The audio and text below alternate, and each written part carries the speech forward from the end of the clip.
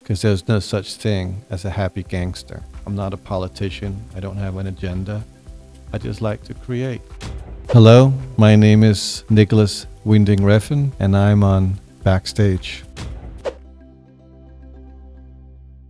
When I was lucky enough to make my first film at 24, I had a very blank CV.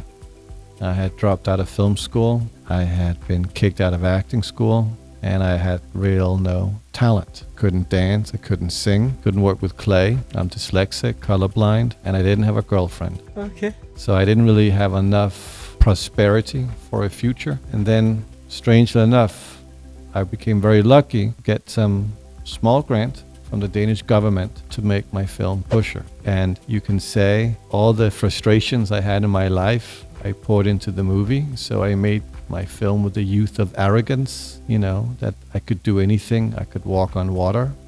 But you need that to have the confidence. So it's a very healthy energy. And that's where I began. And I have to say, I was very, very lucky. I had grown up in New York. I'd spent my teenage years from I was 8 to I was 17 on Manhattan. So coming back to Denmark was not particularly exciting, and certainly not Copenhagen. So everything around me was about coming back to New York. And I had been able to work for my uncle in my early 20s, where I would go to Cannes for him. He was a distributor, and I would see films in the market. And I realized and I learned at a very young age that one thing is making a movie, the other thing is getting it sold. And I saw that genre, at the end of the day, you could always sell. And this was before genre movies became the crown jewel of independent film and everything else in Hollywood. Back then, when I began in the early 90s, genre movies were not really considered an art form yet. So still, I knew it could sell. So that's why I decided to make my first film set in the world of crime. Probably had a lot to do with my own idea of how to define masculinity. And through the 3 films, you can see the evolution of what it means to be a man. But I didn't know that until many years later that some journalist explained it to me. You know, I don't think about what I make. I'm not a politician. I don't have an agenda. I just like to create. So, you know, I didn't really have a lot of options, as I said earlier. I mean, I was very fortunate that the trilogy ended up being what it became.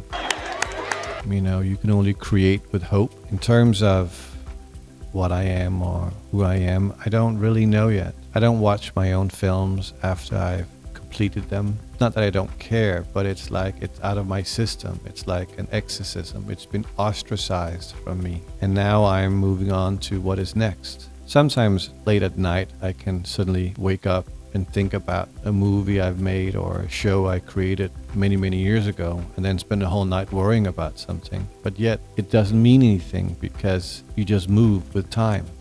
There's no such thing as perfection.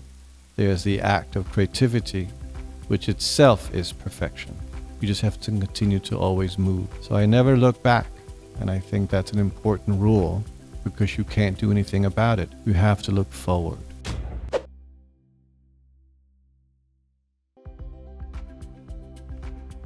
Well, the word pusher was very popular in the early 90s here in Europe. Obviously, it was a very Americanization of a certain iconography. And the reason why I just call it pusher was because it's an act. It's a performance at the end of the day. You know, it was very important to me that the films never glorified or made it sexy, because there's no such thing as a happy gangster. Everything always ends in despair and destruction. It's a life that's nihilism, and it's destructive. And that was very important for me because I didn't want to make movies about crime. I wanted to make films about people in a criminal environment, the human nature, and obviously the sacrifices and the moral compasses that you have to go through as human.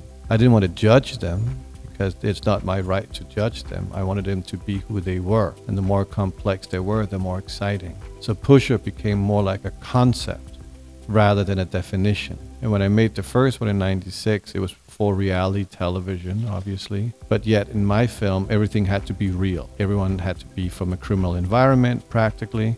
And all the drugs had to be real. And even the fighting, if that was real, great. What?